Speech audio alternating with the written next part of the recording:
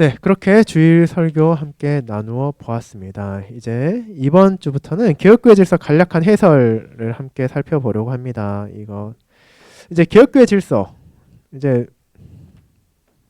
여러분들께서 어쩌면은 친숙할 수도 있고 상당히 낯설 수도 있을 것 같습니다. 사실은 저희 시편 찬송에도 교회 질서가 있죠. 786쪽부터 교회 질서 나와 있습니다. 교회 질서 서원이 있고 제 1조부터 시작해서 교회 질서가 쭉 나와서 이제 최종적으로는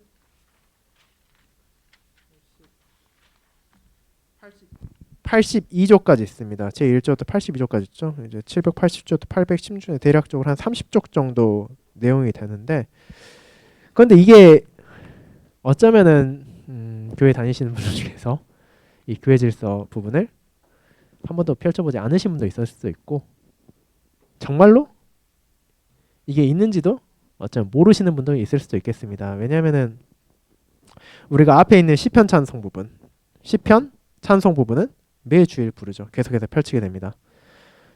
사도신경, 그리고 니케아 신경, 그리고 아타나스 신경도 예를 들어 니케아 신경 같은 경우에는 매달 한 번씩, 그리고 사도신경은 찬송 일장으로 계속 부르고, 또 아타나스 신경도 반년에 한 번씩은 또 주일 오후 예배 때 함께 하고 있으니까 거기까지 또 펼칩니다. 그리고 교리문답 같은 경우에도 특별한 일이 없는 한 매주일 오후 설교마다 우리가 함께 나누고 있기 때문에 계속해서 보죠.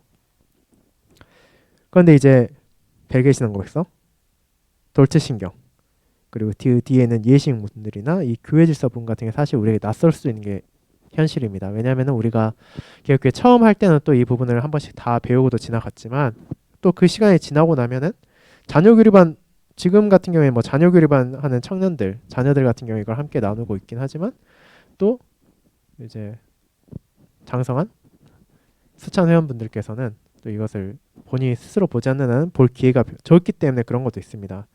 자, 그러면 이 개혁교회 질서 왜 필요한가? 이 교회 질서가 대체 뭘 말하고 있는가? 또 이것이 우리에게 어떤 식으로 적용되어야 하는가라는 부분은 사실은 알아야 되기 때문에 이 개혁교회 질서 간략한 해설 책을 박상현 목사님께서 번역하신 것을 계기로 또 함께 살펴보고자 합니다. 자, 그러면은 이제 개혁교회 질서 간략한 해설을 펼쳐주시기 바랍니다. 먼저 5쪽 서론을 펼쳐주시기 바랍니다.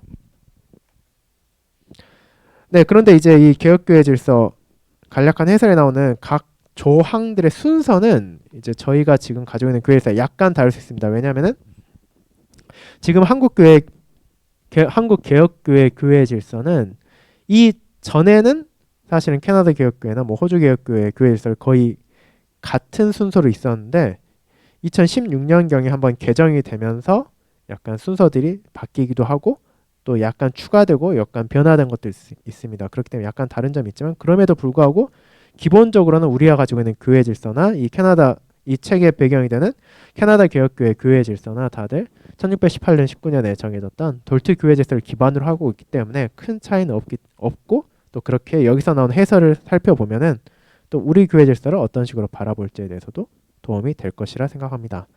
그래서 서론 부분부터 한 문단씩 돌아가면서 읽도록 하겠습니다. 필요한 경우에 제가 보충하도록 하겠습니다. 서론, 교회 질서의 성격. 교회적인 결정들, 총회나 대회에서 결정한 사안들은 교회 질서를 해석하는 역할을 하며 도움이 될 수 있지만 교회 질서 자체와 동일한 위치를 차지하지는 않습니다. 영적인 문제와 교회를 운영하는 방식 사이에는 강한 연결점이 존재합니다. 교회 질서는 단순히 행정적인 절차가 아니라 무엇이 바르게 이루어져야 하는가에 대한 문제이기도 합니다.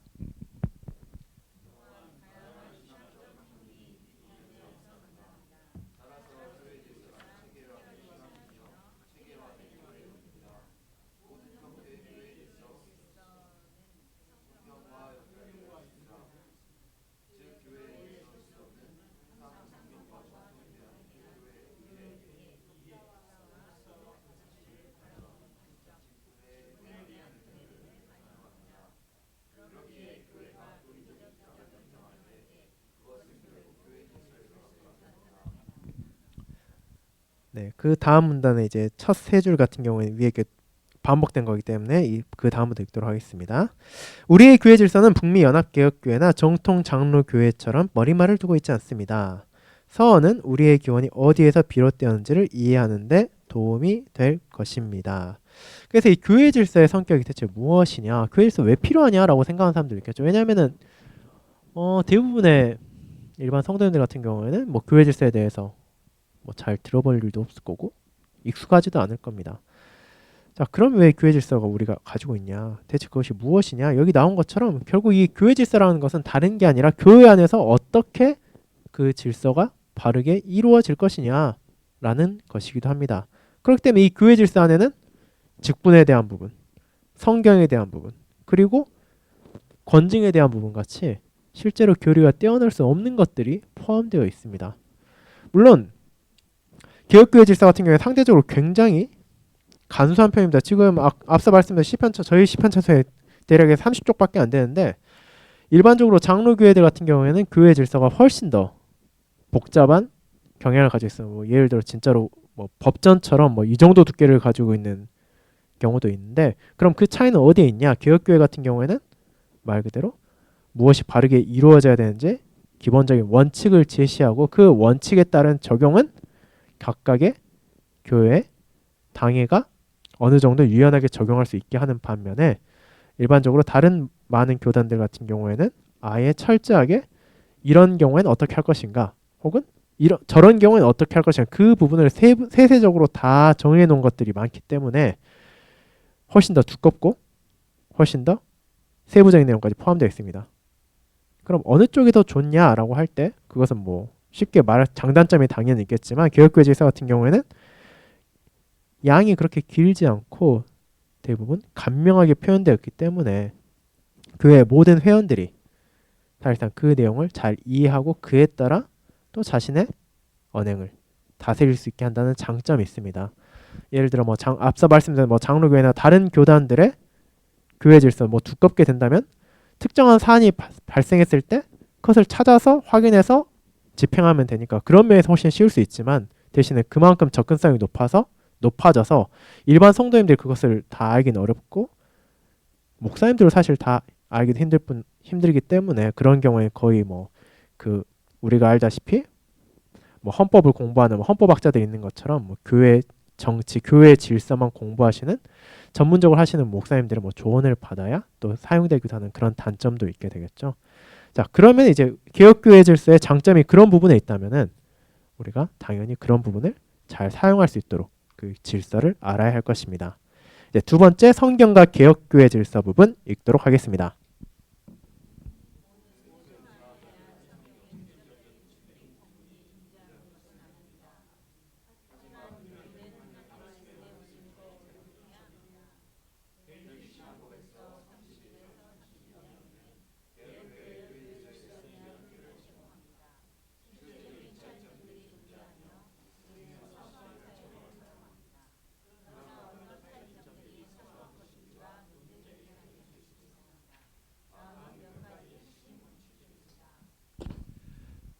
첫째, 예수 그리스도는 교회의 머리이십니다.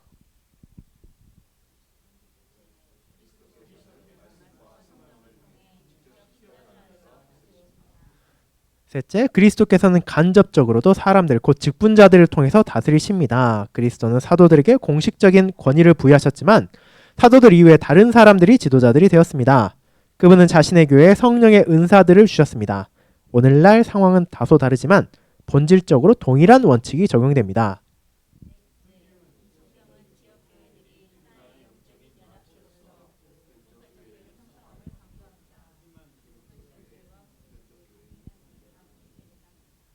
다섯째, 교회 질서는 계급적 구조를 위한 것이 아니라 겸손한 섬김을 위한 것입니다.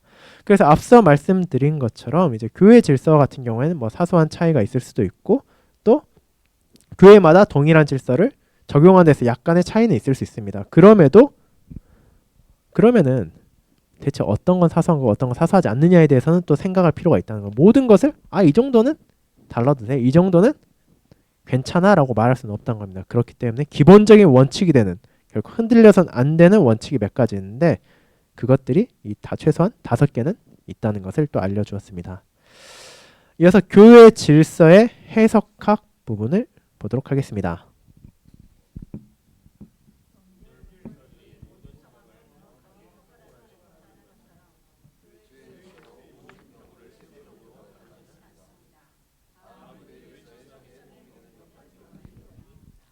첫째, 문맥을 이해하라. 동일한 주제를 다루는 다른 조항들이 있는가?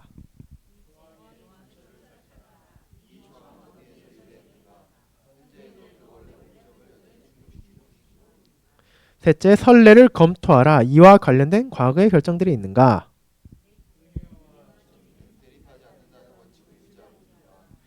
다섯째, 정의가 실현되고 있는가? 그리고 사람들이 정의가 실현되고 있다고 인식할 수 있는가?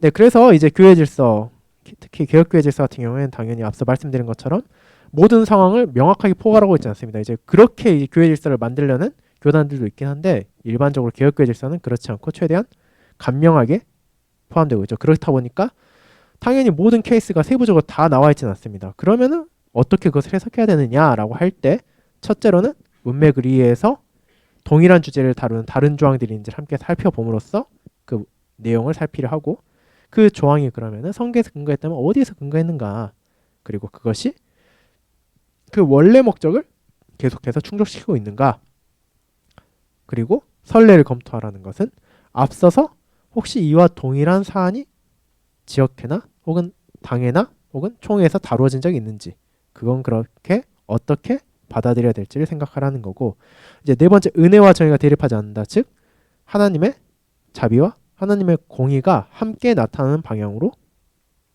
유지되고 있는지, 그리고 공의가 바르게 실현되고 있고 또 그것이 성도들에게 인식될 수 있는 방향으로 적용되고 있는지를 살펴보라는 것입니다.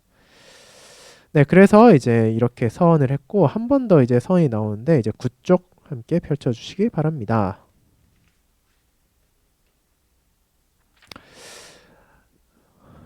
네, 이 글은 이제 지금 이제 드용 목사님의 이제 개혁교회 간략한 해설이 아니라 이것은 또 반운의 목사님의 합의하여 혹은 공통된 합의에 따라라는 것의 서원 파트를 번역하신 겁니다. 이제 이거는 뭐냐라고 하면은 이 책 역시 교회 질서 해설에 관한 책입니다. 그래서 교회 질서 해설에 다른 교회 질서 해설에 또 서원을 함께 봄으로써 또 이 교회 질서가 대체 무엇인지를 한 번 더 살펴본다고 생각하시면 되겠습니다. 한 번 다시 읽도록 하겠습니다. 이 책의 제목은 우리 교회 질서에서 나왔습니다. 우리 교회 질서 마지막 항에 이 조항들은 교회의 합법적인 질서를 다루는 것으로 공통된 합의에 의해 채택되었다 라고 언급했습니다.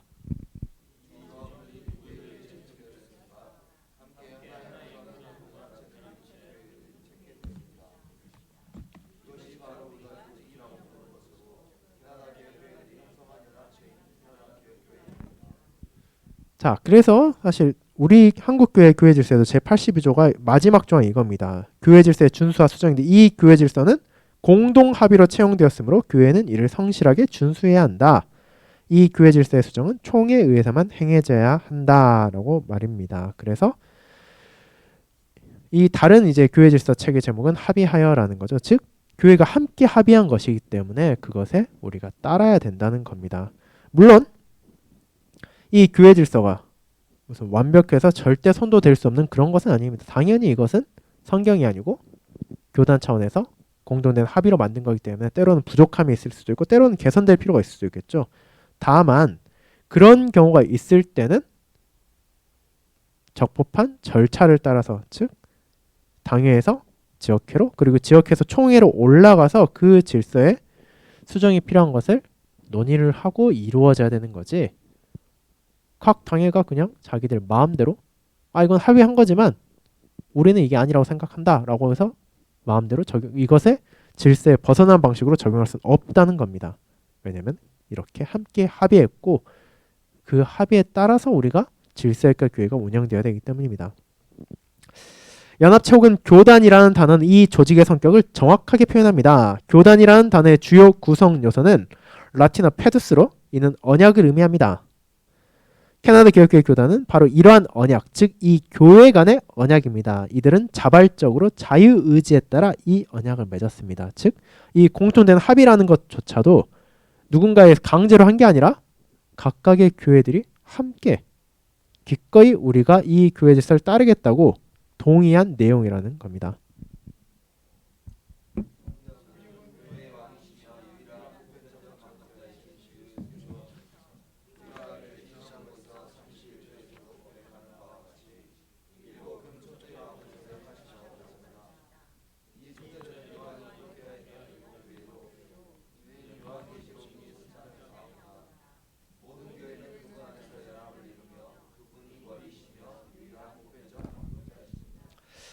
교회들 간의 관계를 보면 이 교회들은 완전히 독립적이며 자율적입니다.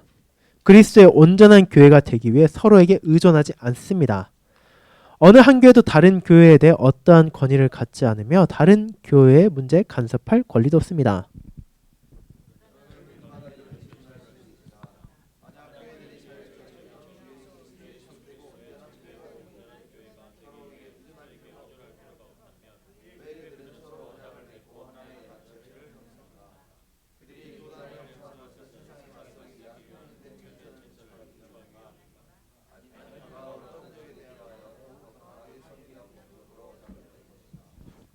아닙니다. 그렇지 않습니다. 물론 숲속의 나무가 광활한 평원 한가운데 홀로 서 있는 나무보다 토양침식, 폭풍, 번개로부터 더 많은 보호를 받는 것은 사실입니다.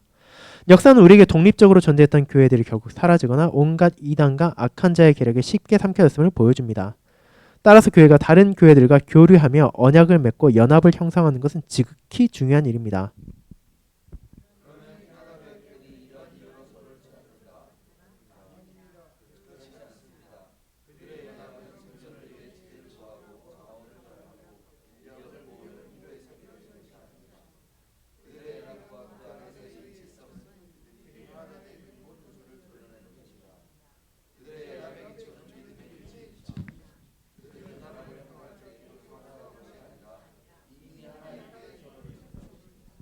자, 사실 이 부분은 뭐 저희가 최근 설교에서도 살펴봤어요. 갈라디아서 2장에도 나온 것처럼 예루살렘 교회나 이방 교회가 각각 다른 교회가 아니라 동일한 믿음 안에서 동일한 복음 안에서 하나의 교회였던 것처럼 이렇게 교단을 이룬다는 것은 교회가 연합한다는 것은 다른 무언가의 목적이 아니라 결국 믿음 안에서 그들이 하나이기 때문에 그렇다는 겁니다. 그들이 동일한 믿음을 고백하고 동일한 그리스도의 지체이기 때문에 서로를 찾게 된다는 것입니다. 그래서 앞서 나온 뭐 다양한 뭐 세상에 맞서는 것 혹은 다른 적들에 대항하는 그런 것들은 그에 따라 부차적으로 따라오는 결과이지 그런 것들을 위해서 단순히 교단을 이루고 하나가 되진 않았다라는 겁니다.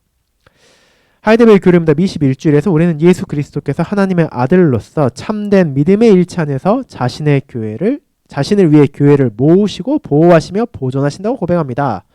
또한 벨직 신앙고백서 제27항에서는 교회는 마음 같듯이 하나 되어 동일한 성령 안에서 믿음의 능력으로 결합되고 연합되었다라고 믿음을 고백합니다.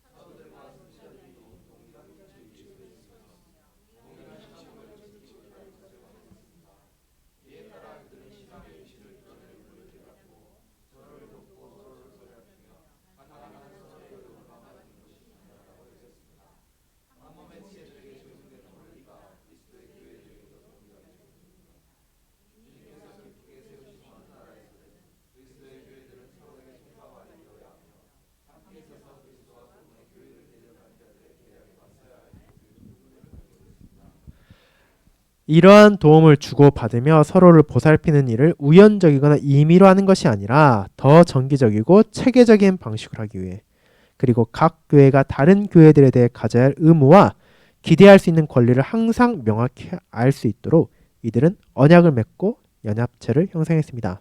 이것이 바로 캐나다 개혁교회 연합 혹은 교단입니다.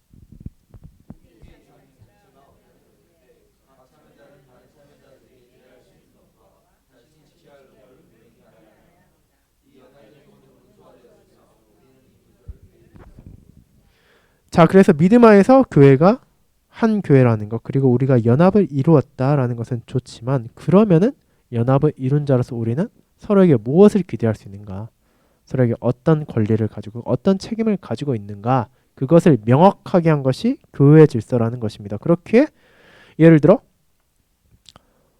뭐 한국 교육교회에서는 작은 교단에는 당연히 광주와 대구 두 군데 서로 잘 알 수 있지만 뭐 캐나다 교육교회 같은 경우에는 굉장히 넓죠. 캐나다 땅이 훨씬 넓죠. 예를 들어 뭐 한쪽 끝에서 다른 한쪽 끝까지 가면 뭐 비행기를 타고 뭐 6시간, 7시간을 가야 되는 경우도 있는데, 그런 경우에 이쪽 교회에 사는 성도들은 뭐 반대쪽 교회에 있는 성도들을 뭐 전혀 정말 평생에 한 번 보지 못할 수도 있고 그 교회를 한 번도 방문하지 못할 수 있습니다. 그럼에도 불구하고 그들이 믿음 안에서 하나가 되었다는, 그 이 교단에 속해 있다는 것은 그들 역시도 동일한 교회 질서에 따라 통일한 복음을 전하고 동일한 믿음 안에서 다스려지고 하나님께 영광을 돌릴 것이다 라는 것을 예상할 수 있고 또 그것을 믿을 수 있다라는 거죠. 왜냐하면 그렇게 함께 합의해서 약속을 이루었으니까 그렇다는 겁니다.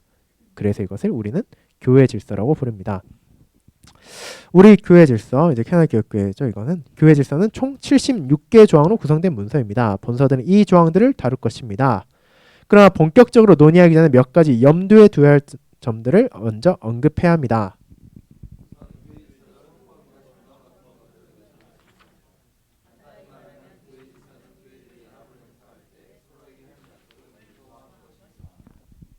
또한 교회 질서를 교회들이 복종해야 하는 어떤 규정으로 여겨서도 안 됩니다. 교회 질서 조항들을 준수하는 것은 복종의 문제가 아니라 서로에게 맺은 약속을 신실하게 지키는 것의 문제입니다.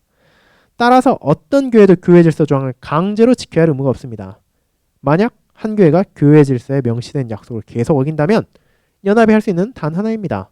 그것은 해당 교회를 교단 혹은 연합에서 제명하는 것이며 그 과정에서 신실하게 남고자 하는 해당 교회 성도들에게 도움의 손길을 내미는 것입니다.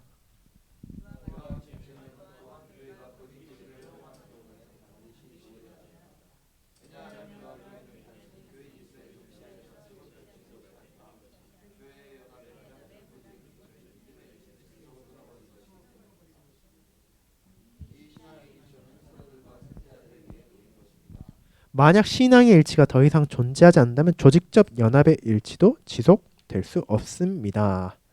자, 그래서 처음에 나온 교회 질서 헌법이나 정관 같은 것을 여기서는 안 된다라고 할 때 이제 우리가 헌법은 어떤 건지 잘 알고 있죠. 지금 뭐 당연히 우리나라 뭐 정치적 상황 때문에 헌법에 대한 부분이 굉장히 논의가 되고 있지만 기본적으로 헌법 같은 경우에는 말 그대로 모든 법 중에 가장 상위에 있는 법이죠. 그 법에 따라서 다른 하위 법들이 결정되고 그 법으로 또 아래에 있는 법들을 또 판단할 수가 있죠. 그렇기 때문에 이 헌법은 바꿀 수 있는 것이 아니라 일단 한번 정해지면은 그에 따라서 그 안에 모든 것이 이루어져야 되고, 정관 역시도 마찬가지죠. 그러나 교회 질서는 앞서 말씀드렸던 것처럼 필요에 따라서 수정이 될 수도 있다는 것, 교정이 될 수도 있다는 것을 우리가 먼저 알아야 된다.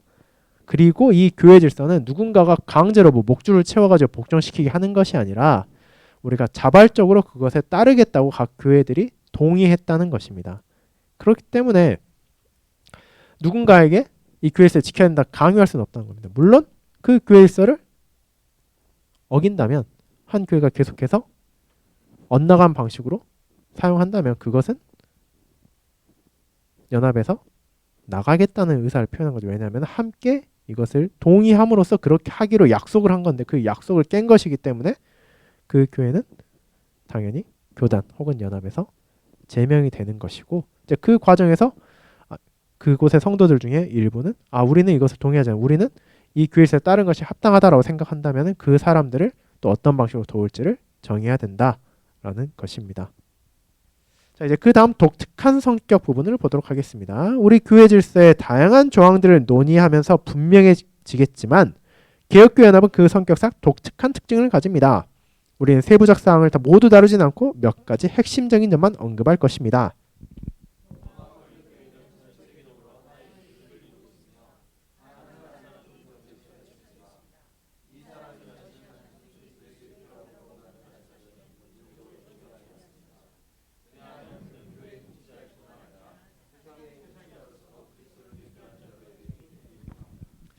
또한 개별지역국은 항상 한 사람, 즉 주교의 권위 아래 있으며 여러 주교는 대주교의 권위를 따르고 대주교들은 다시 교황의 권위 아래 놓입니다.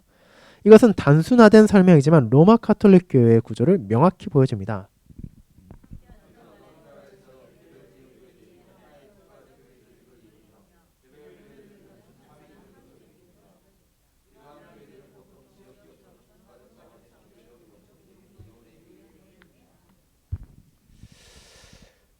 반면 완전히 반대되는 입장을 가진 이들도 있습니다. 이들은 광해의 결정이 개별 교회의 구속력을 가질 수 없다고 주장하며 해당 교회 자체가 혹은 개별 회원들이 그런 결정을 받아들이지 않는 한 따를 필요가 없다고 봅니다.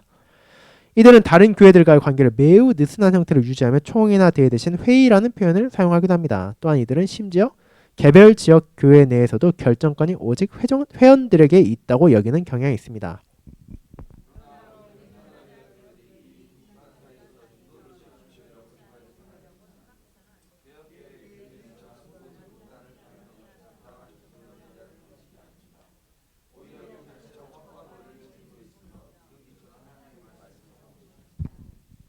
우리는 이후 다양한 조항을 개별적으로 논의하면서 이 점을 강조할 것입니다. 그러나 각 조항이 모두 명백한 성경 구절에 의해 직접적으로 뒷받침된다고 기대해서는 안 됩니다.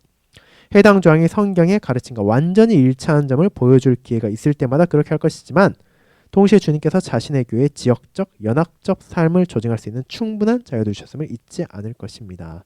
그래서 이제 개혁교회 연합의 특징이 무엇이냐? 이제 두 극단을 먼저 말하죠. 로마 교회 같은 경우에는 철저한 계급주의적 사회를 가지고 있죠. 교황이 가장 위에 있고 그 밑에 추기경들이 있고 그 밑에 또 대주교들이 있고 주교가 있고 신부가 있고 또 일반 성도가 있는 말 그대로 피라미드 형식의 권력 구조를 가지고 있는 교회들이 있는 반면에 또 다른 한편에서는 일반적으로 회중교회라고도 부르는 거죠. 이제 어떤 권위도 교회 안에 있을 수는 없다. 교회의 광해의 결정에 지역교회가 따를 필요도 없고 물론 그런 광해 자체가 없는 경우도 많지만 그 교회 안에서도 어떤 권위도 예를 들어 뭐 목사나 뭐 장로들, 집사들 혹은 그런 경우가 아예 없는 경우도 있죠. 그냥 그 교회 성도들 중에 누군가가 앞으로 나와서 오늘 전할 것이 있다 싶으면 뭐 선수를 정해서든지 말씀을 전하기도 하고 자기 생각을 전하기도 하고 이런 교회들도 있습니다. 그럼 개혁교회가 단순히 그런 두 극단을 피해서 중도에 있는 것이냐? 그렇지는 않다라는 거죠. 그 극단을 피해서 중도가 된 게 아니라 하나님의 말씀에 따라서 이와 같은 교회의 구조가 합당하다고 여기기 때문에 이것이 가장 바른 방식이라 생각하기 때문에 우리는 이런 식의 교회 질서를 가지고 있고 교단의 특징을 가지고 있다라는 것을 보게 될 것입니다. 자, 그럼 오늘 여기까지 하고 또 다음 수요일에는 이제 14쪽부터 이어지는 서론을 하고 뭐 시간이 되면은 또 1쪽으로 넘어가도록 하겠습니다. 네, 그럼 오늘 기도드리고 수요 모임 마치도록 하겠습니다. 다 함께 주님께서 가르쳐주신 기도 드리겠습니다. 하늘에 계신 우리 아버지여, 이름이 거룩히 여김을 받으시오며 나라가 임하옵시며 뜻이 하늘에서 이룬같이 땅에서도 이루어지이다. 오늘날 우리에게 일용할 양식을 주옵시고 우리가 우리에게 죄 지은 자를 사하여 준 것 같이 우리 죄를 사하여 주옵시고 우리를 시험에 들게 하지 마옵시고 다만 악에서 구하옵소서. 대개 나라와 권세와 영광이 아버지께 영원히 있사옵나이다. 아멘. 네, 또 오늘 함께 해주셔서 감사합니다. 또 이제 매주 수요 모임 하게 될 텐데 또 수요 모임 함께 잘 나눌 수 있기를 소망합니다. 그럼 또 주일에 뵙도록 하겠습니다. 감사합니다.